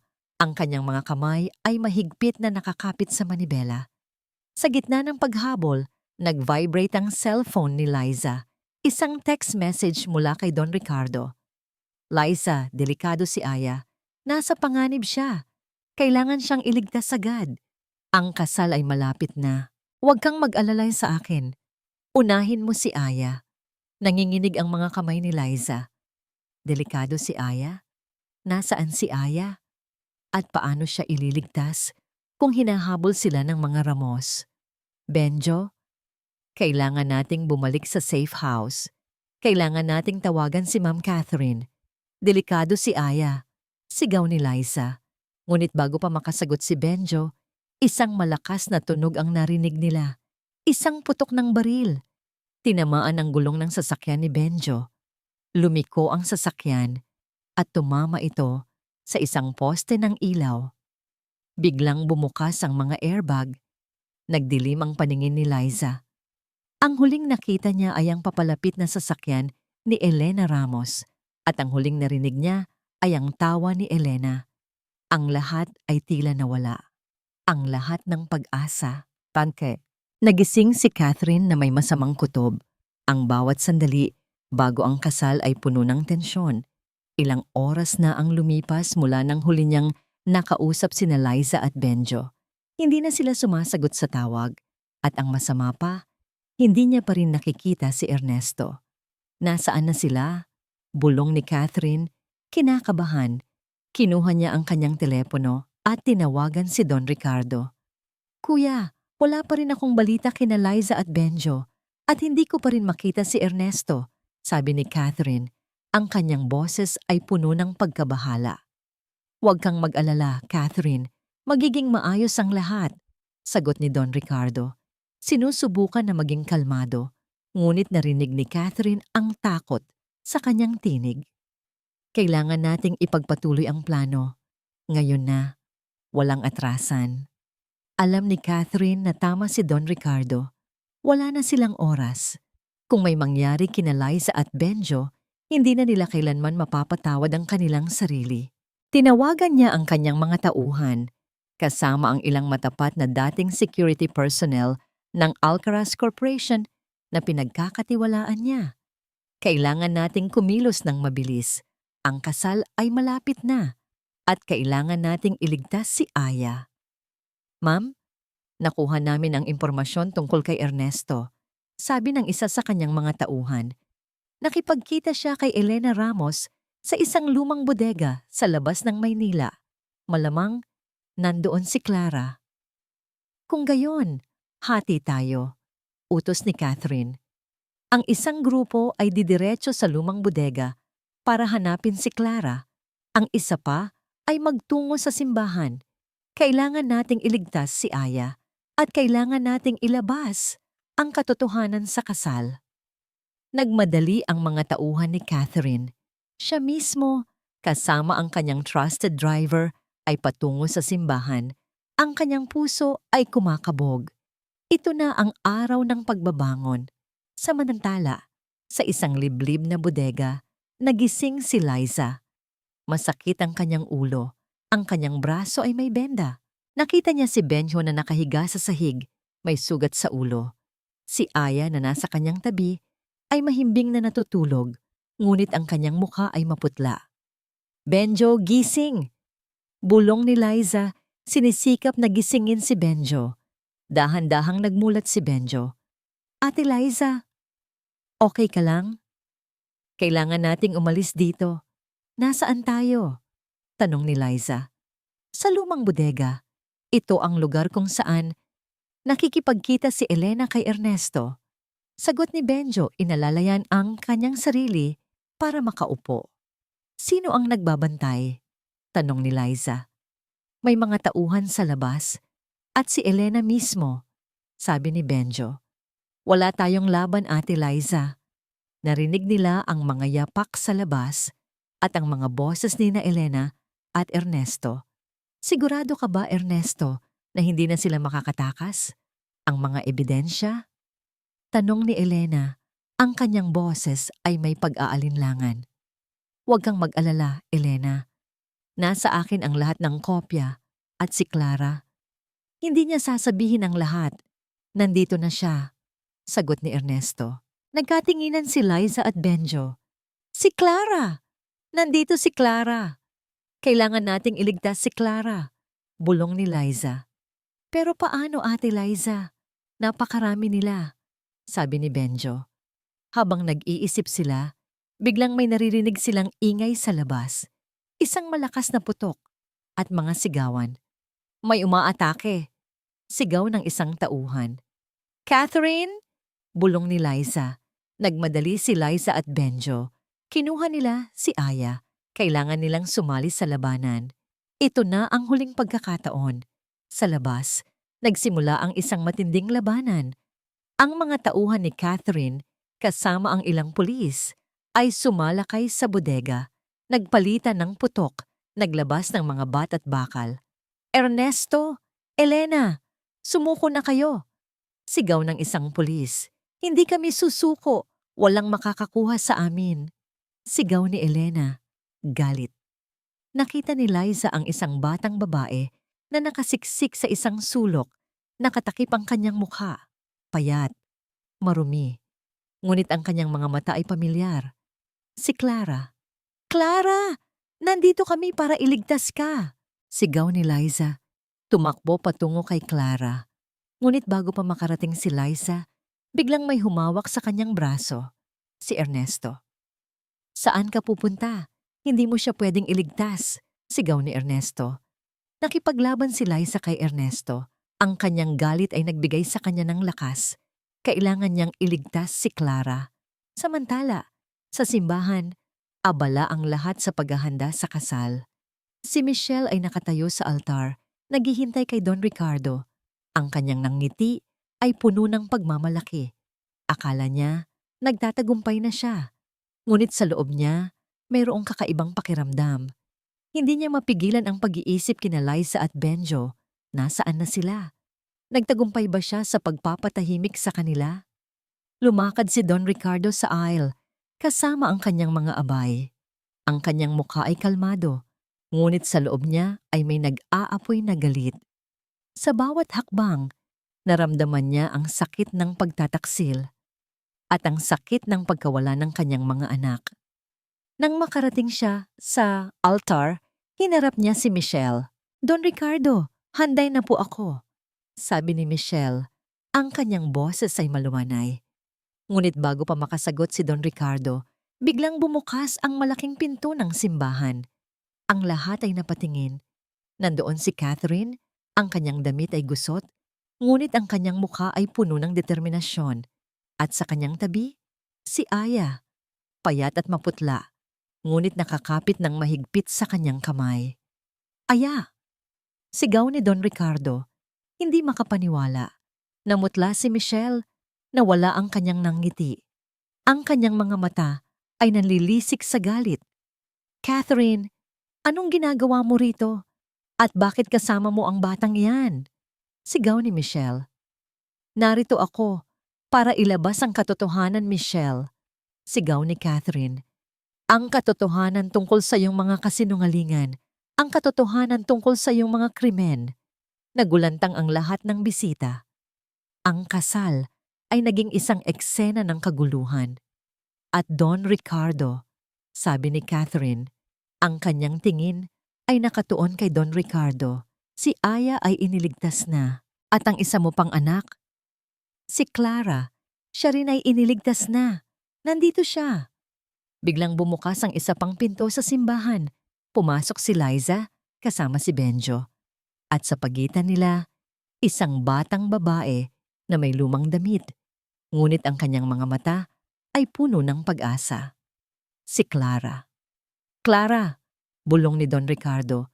Hindi makapaniwala. Nanginginig si Michelle. Ang kanyang plano ay gumuho. Ang kanyang mga lihim ay nabunyag.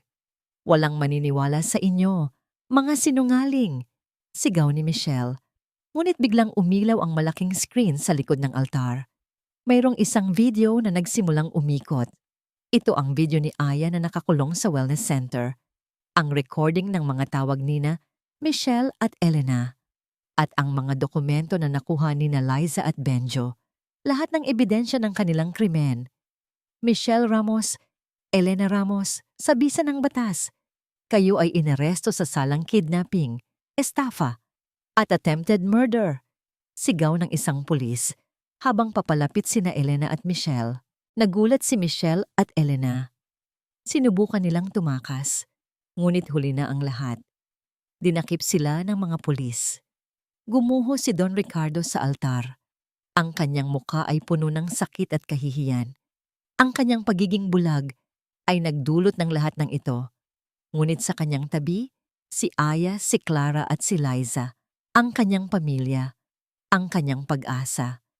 Ang tunog ng busina ng mga pulis, ang mga sigawan, at ang mga bulungan ng mga bisita ay naghalo-halo sa loob ng simbahan. Ang kasal, na dapat sana'y isang pagdiriwang ng pag-ibig, ay naging entablado ng pagkabunyag ng mga krimen at pagtataksil. Si Michelle Ramos, na tila reyna kanina, ngayon ay nakaposas na, ang kanyang mukha ay puno ng galit at kahihiyan. Si Elena, ang kanyang ina, ay hindi rin makapaniwala sa nangyari. Ang kanyang mga mata ay nanlilisik. Michelle Ramos, Elena Ramos, sa bisa ng batas, kayo ay inaresto sa salang kidnapping, estafa, at attempted murder. Sigaw ng isang pulis habang inilalabas sila sa simbahan. Hindi makapagsalita si Michelle. Ang kanyang buong plano ay gumuho sa isang iglap. Ang kanyang mga pangarap ng kayamanan at kapangyarihan ay naging abo. Ngunit ang pinakamasakit na eksena ay ang nakita ni Liza. Si Don Ricardo, gumuho sa altar. Ang kanyang ulo ay nakatungo. Ang kanyang mga balikat ay nanginginig. Ang kahihiyan, ang sakit, at ang pagsisisi ay tila bumabaon sa kanya. Papa! Sigaw ni Aya. Tumakbo patungo kay Don Ricardo at niyakap siya ng mahigpit. Aya, anak ko! Bulong ni Don Ricardo, niyakap si Aya. Ang kanyang mga luha ay bumuhos. Lumapit si Liza, kasama si Clara at Benjo. Ngunit hindi pa rin makapaniwala si Don Ricardo sa kanyang nakikita. Clara, ikaw ba talaga yan, anak ko? Tanong ni Don Ricardo, ang kanyang boses ay nanginginig. Lumuhod si Clara sa harap ni Don Ricardo. Ang kanyang mga mata ay puno ng luha at pagkabahala. Papa, ako po ito, si Clara. Hindi na napigilan ni Don Ricardo ang kanyang sarili. Niyakap niya si Clara ng mahigpit na tila ayaw ng bumitaw. Ang dalawang mag-ama ay umiyak. Ang mga luha ay naghahalo sa sakit ng matagal na pagkawala at ang kagalakan ng muling pagkikita. Napanood ni Liza ang eksena. Ang kanyang puso ay puno ng iba't ibang emosyon, kagalakan para sa pamilya Alcaraz, sakit para sa mga pinagdaanan nila, at pag-asa para sa hinaharap. Si Catherine ay lumapit kay Liza, niyakap siya ng mahigpit. Nagtagumpay tayo, Liza. Bulong ni Catherine. Salamat sa'yo. Salamat din po sa inyo, Ma'am Catherine. Sagot ni Liza. Niyakap din si Catherine. Salamat kay Benjo at salamat kay Don Ricardo. Sa wakas, malaya na si Aya at Clara. Hindi pa rin makapagsalita si Don Ricardo. Ang kanyang mga mata ay lumipat mula kay Aya patungo kay Clara at pagkatapos ay kay Liza. Mayroong isang bagong pagtingin sa kanyang mga mata. Hindi lang pagpapasalamat, kundi paghanga at isang damdamin na hindi niya maipaliwanag. Naramdaman ni Liza ang titig ni Don Ricardo na mula siya, ngunit pinili niyang manatili sa tabi nila. Ngayon, higit kailanman, kailangan ng pamilya Alcaraz ang kanyang presensya. Ang mga bisita ay dahan-dahang lumabas ng simbahan, nagbubulungan. Ngunit hindi na ito mahalaga. Ang mahalaga ay ang pamilya Alcaraz ay muling nagkasama. Ang mga kasinungalingan ay nabunyag na. Ang katarungan ay nananaig. Kailangan nating umuwi, Papa, sabi ni Aya, hinawakan ng kamay ni Don Ricardo. Kailangan nating alagaan si Ate Clara. Tumango si Don Ricardo. Tumingin siya kay Clara. Anak, patawarin mo ako. Hindi ko alam na nangyari ito sa'yo. Okay lang po, Papa. Ang mahalaga, magkasama na tayo ngayon. Sagot ni Clara. Ngumiti. Liza, Benjo, sabi ni Don Ricardo, tumayo. Maraming salamat. Hindi ko alam kung paano ko kayo pasasalamatan. Wala po yon, Don Ricardo. Tungkulin po namin. Sagot ni Liza, ngumiti. Hindi, Liza. Higit pa sa tungkulin niyan. Sabi ni Don Ricardo, ang kanyang boses ay malumanay. Kayo ang nagligtas sa pamilya ko. Kayo ang nagligtas sa akin. Dahan-dahan silang lumabas ng simbahan. Ang araw ay unti-unting lumulubog. Ang liwanag ay nagbibigay ng bagong pag-asa. Ang pamilya Alcaraz, na halos masira, ay muling nabuo. At sa gitna ng lahat, si Liza ang simpleng kasambahay ay naging bayani ng kwento. Ngunit ang paglabas ni Clara ay hindi lamang nagbigay ng kagalakan, kundi pati na rin ng mga tanong. Sino ang nag-alaga sa kanya sa loob ng 20 taon? Ano ang nangyari sa kanya sa loob ng mahabang panahong iyon? At paano siya natagpuan ni Catherine?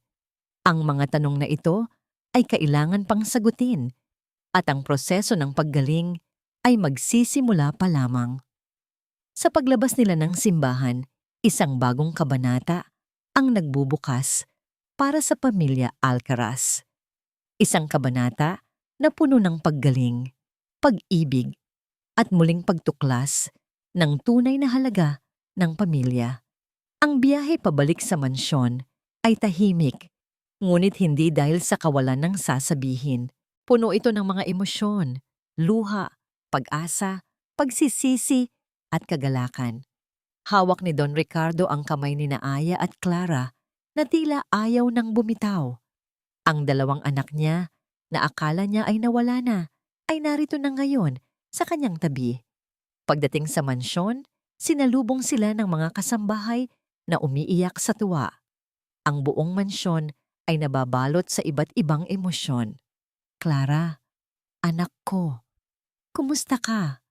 Sabihin mo sa akin ang lahat, sabi ni Don Ricardo habang nakaupo sila sa living room. Nandoon si Catherine, Liza at Benjo na tila mga tagapagmasid sa isang milagro. Nagsimulang magkwento si Clara. Ang kanyang boses ay mahina sa simula. Ngunit unti-unting lumakas. Ikinuwento niya ang kanyang buhay sa liblib na lugar, kasama si Mang Tonyo.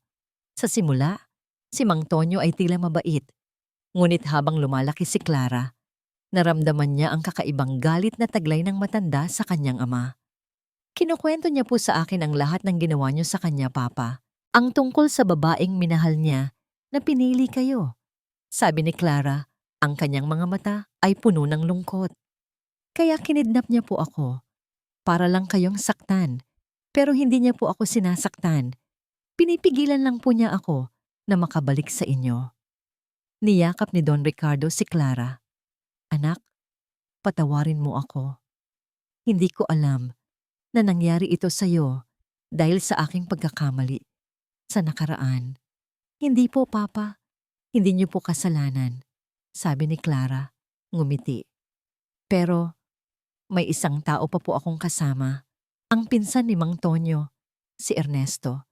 Siya po ang nagpatuloy sa pag-aalaga sa akin pagkatapos na namatay si Mang Tonyo. Si Ernesto? Ang dating hardinero natin? Tanong ni Don Ricardo. Gulat. Tumango si Clara. Opo, siya po ang nagtatago sa akin. At alam po niya na nakikipag-ugnayan siya kay Michelle at Elena. Narinig ko po sila minsan, pinag-uusapan ang tungkol sa inyong kayamanan. Galit na galit si Don Ricardo. Ang lahat ay nag-uugnay.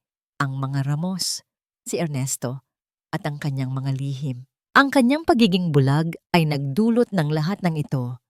Sino ang nagligtas sa iyo, anak? Tanong ni Don Ricardo. Si Ate Liza po, at si Tita Catherine, at si Kuya Benjo. Sagot ni Clara, ngumiti.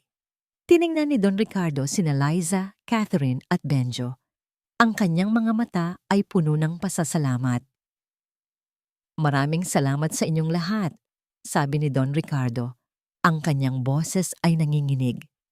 Hindi ko alam kung paano ko kayo pasasalamatan sa lahat ng ginawa niyo para sa pamilyang ito. Wala po iyon, Don Ricardo, sagot ni Liza ngumiti. Ngunit ang proseso ng paggaling ay hindi madali. Si Clara ay nangangailangan ng oras upang makapag-adjust sa bagong buhay. Ang kanyang mga alaala sa nakalipas na 20 taon ay nagpapahirap sa kanya. Nangangailangan din siya ng oras upang maintindihan ang lahat ng nangyari. Papa, okay lang po ba kung kausapin ko kayo ng mas madalas? Gusto ko po kayong makilala ulit, sabi ni Clara. Oo naman anak, araw-araw, sagot ni Don Ricardo. Niyakap si Clara. Niyakap din ni Aya si Clara. Ate Clara, maglalaro po tayo lagi. Naiiyak si Clara sa kagalakan. Ang kanyang pamilya ay narito na. Samantala, sa isang liblib na sulok ng mansyon, nakikipag-usap si Catherine kay Don Ricardo. Kuya, kailangan mong maging malakas. Hindi madali ang paggaling ni Clara. Kailangan niya ng oras at kailangan niya ang iyong pagmamahal. Payo ni Catherine. Alam ko, Catherine, handa ako, sagot ni Don Ricardo. At tungkol kay Michelle at Elena, kailangan nating tiyakin na makakakuha sila ng katarungan. Ang kanilang mga krimen ay hindi mapapatawad. Nasa kustodya na sila, kuya. Ang mga ebidensya ay sapat upang makulong sila ng matagal, sabi ni Catherine. Ngunit may isang bagay pa, ang kanyang mga damdamin para kay Liza. Naramdaman ni Don Ricardo ang isang kakaibang pagmamahal para kay Liza. Hindi lang pagpapasalamat, hindi lang paghanga, kundi isang tunay na pag-ibig. Sa gabi, habang nag-iisa si Liza sa hardin, lumapit si Don Ricardo. Liza, may gusto akong sabihin sa'yo, sabi ni Don Ricardo. Ano po iyon, Don Ricardo? Tanong ni Liza, kinabahan. Ang lahat ng ginawa mo para sa amin, ang iyong katapatan, ang iyong tapang, hindi ko kailanman malilimutan, sabi ni Don Ricardo. Dahan-dahang hinawakan ang kamay ni Liza. At Liza, naramdaman ko ang isang bagay para sa iyo. Isang bagay na hindi ko naramdaman sa loob ng matagal na panahon. Na mula si Liza, ang kanyang puso ay kumakabog. Don Ricardo, hindi ko alam kung ano ang mangyayari sa hinaharap, Liza. Pero gusto kong malaman mo na gusto kong makasama ka, hindi bilang kasambahay, kundi bilang isang mahal sa buhay, sabi ni Don Ricardo. Ang kanyang mga mata ay puno ng pag-asa. Hindi makapagsalita si Liza. Ang kanyang mga pangarap, ang kanyang mga damdamin. Ito ba ang katuparan ng lahat ng kanyang hiniling? Biglang lumabas si Aya mula sa mansyon. Tumakbo patungo sa kanila. Ate Liza, Papa, mayroong po akong nakita. Nawala ang kanilang sandali. Ngunit ang kanilang mga kamay ay nanatiling magkahawak. Ang ngiti ni Don Ricardo ay nagbigay ng bagong pag-asa kay Liza. Ang mansyon ng mga Alcaraz ay dahan-dahang gumagaling. Ang bawat sulok na dati puno ng tensyon at lungkot ay unti-unting napupuno ng halakhak at pag-asa. Ngunit ang paggaling ay hindi isang mabilis na proseso, lalo na para kay Clara. Si Clara ay nangangailangan ng panahon upang makapag-adjust sa kanyang bagong buhay. Ang 20 taon ng pagiging nakatago, malayo sa mundo, ay nag-iwan ng malalim na sugat sa kanyang puso. Tahimik siya at madalas ay malalim ang iniisip. Ngunit sa tulong ni Don Ricardo, Aya, at lalo na ni Liza, unti-unti siyang nagbubukas. Ate Clara, gusto mo po bang maglaro tayo sa hardin? Tanong ni Aya na laging nasa tabi ni Clara, sinusubukang pasayahin ang kanyang ate. Sige Aya, sagot ni Clara, ngumiti ng bahagya. Nanonood si Liza sa malayo. Ang kanyang puso ay puno ng kagalakan. Si Aya at Clara, magkasama, tila magkapatid na matagal nang nawalay. Si Don Ricardo naman ay nagbabago rin. Ang dating malungkot at madaling maloko na matanda ay naging isang mas malakas at mas matatag na ama. Ginugugol niya ang kanyang oras kasama ang kanyang mga anak, binabayaran ang lahat ng nawalang panahon. Kinukwentuhan niya si Clara tungkol sa kanilang nakaraan, sa kanilang ina, at sa lahat ng mga bagay na nawala sa kanya. Clara, alam mo ba, ang mama mo ang pinakamaganda sa lahat, sabi ni Don Ricardo habang nakaupo sila sa hardin. At ikaw, kamukha mo siya. Namula si Clara. Talaga po, Papa? Oo, anak, sagot ni Don Ricardo. Niyakap si Clara. Naging malapit din si Catherine kay Liza. Ang dating pagitan dahil sa kanilang estado sa buhay ay nawala na. Nakita ni Catherine ang tunay na halaga ni Liza, ang kanyang kabutihan at ang kanyang katapatan. Liza, salamat sa lahat. Hindi ko alam kung ano ang gagawin namin kung wala ka. Sabi ni Catherine isang araw. Wala po yon, Ma'am Catherine. Para po sa pamilya Alcaraz, sagot ni Liza. Ngunit ang pinakabago at pinakamalaking pagbabago ay ang pagitan ni Liza at Don Ricardo. Simula ng gabing iyon sa hardin, kung saan inamin ni Don Ricardo ang kanyang damdamin, nagkaroon ng kakaibang spark sa pagitan nila. Ang bawat tingin, ang bawat haplos, ay may dalang hindi maipaliwanag na damdamin. Isang araw, habang abala si Liza sa kusina, lumapit si Don Ricardo.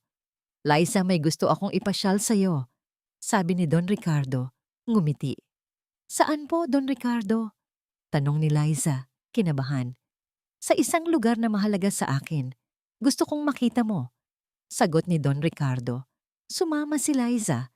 Dinala siya ni Don Ricardo sa isang lumang bahay sa tuktok ng Burol, malayo sa mansyon. Ito ay isang maliit na bahay, ngunit puno ng kagandahan. Ito ang bahay na pinangarap kong itayo para sa aking asawa.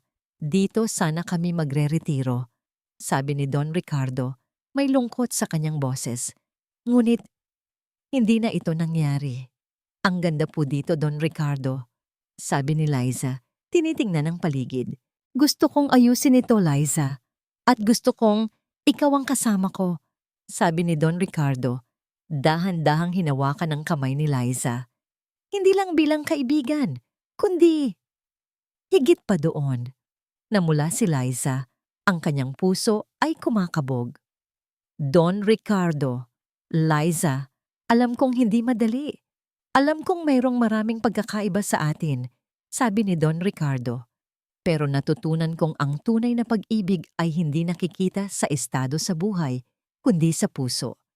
Don Ricardo, hindi ko po alam kung ano ang sasabihin, bulong ni Liza. Huwag kang mag-alala, Liza. Handa akong maghintay, sabi ni Don Ricardo, ngumiti. Pero gusto kong malaman mo na, mahal kita, Liza. Mahal na mahal kita. Hindi na napigilan ni Liza ang kanyang sarili. Ang kanyang mga luha ay bumuhos. Niyakap niya si Don Ricardo ng mahigpit. Mahal din po kita, Don Ricardo. Sa sandaling iyon, ang lahat ng paghihirap, Ang lahat ng sakit ay tila nawala. Ang kanilang mga puso ay nagkaisa. Ang mga sumunod na araw ay puno ng pag-asa at kaligayahan. Si Don Ricardo at Liza ay dahan-dahang lumalabas sa publiko bilang isang mag-asawa. Bagaman mayroong mga bulungan, hindi na ito mahalaga sa kanila. Ang mahalaga ay ang kanilang pag-ibig. Si Benjo naman ay nagpasyang magsimula ng sarili niyang negosyo. Ngunit nanatili siyang malapit sa pamilya Alcaraz na tila isang kaibigan. Si Catherine, na dati conscious sa social status, ay tinanggap si Liza bilang bahagi ng pamilya. Nakita niya ang kagalakan na dinala ni Liza sa buhay ng kanyang kuya. Ang paggaling ni Clara ay patuloy. Sa tulong ng isang therapist, unti-unti niyang tinatanggap ang lahat ng nangyari. At sa suporta ng kanyang pamilya, unti-unti siyang bumalik sa normal na buhay. Isang gabi, habang nagtitinginan sila sa mga bituin sa hardin, hawak-hawak ni Liza at Don Ricardo ang kanilang mga kamay. Don Ricardo, sa tingin niyo po ba, magiging maayos ang lahat? Tanong ni Liza. Magiging maayos, Liza. Basta magkasama tayo. Sagot ni Don Ricardo, hinalikan ng kanyang noo. Ang pag-ibig natin ang magiging ilaw sa dilim, ang magiging paggaling sa lahat ng sakit. Ang mansyon ng Alcaraz, na minsang naging pugad ng kalungkutan at mga lihim, ay ngayoy puno ng buhay, pagmamahalan, at ang matamis na halakhak ng mga bata. Ang mga araw ng takot at pagtataksil ay lumipas na, pinalitan ng pag-asa at bagong simula. Ang pag-ibig ni Liza at Don Ricardo ay namukadkad, mas matibay kaysa sa anumang pagsubok na kanilang hinarap. Sa simula, may ilang nagduda, may ilang nagbulungan tungkol sa kanilang pagkakaiba sa estado sa buhay. Ngunit, ipinakita ni Don Ricardo sa lahat na ang pag-ibig ay walang pinipiling kalagayan, na ang tunay na halaga ng isang tao ay nasa kanyang puso at kaluluwa. Isang araw, sa formal na hapunan, inihayag ni Don Ricardo ang kanyang pag-ibig para kay Liza sa harap ng kanyang buong pamilya. Mga anak ko, Catherine, Benjo, simula ni Don Ricardo, nakangiti. Si Liza ay hindi lamang ang nagligtas sa atin. Siya ang ilaw na nagbigay liwanag sa buhay ko.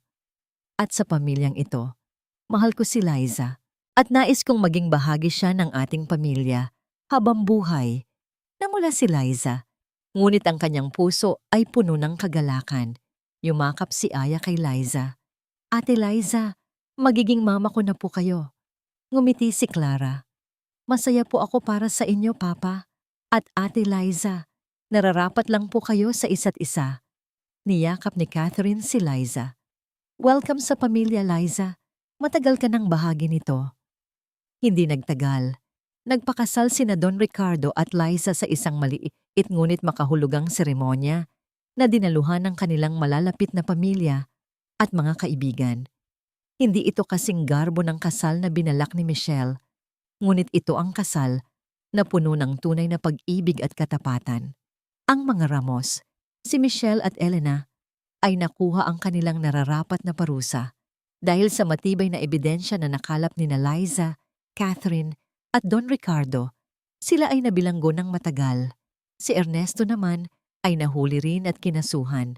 Ang paggaling ni Clara ay patuloy na umuusad. Unti-unti niyang tinanggap ang kanyang nakaraan at muling tinuklas ang kanyang pagkakakilanlan. Nag-enroll siya sa isang art school, natuklasan ang kanyang hilig sa pagpinta. Si Aya naman ay masayahin at lumaking malapit kay Liza na itinuring niyang tunay na ina.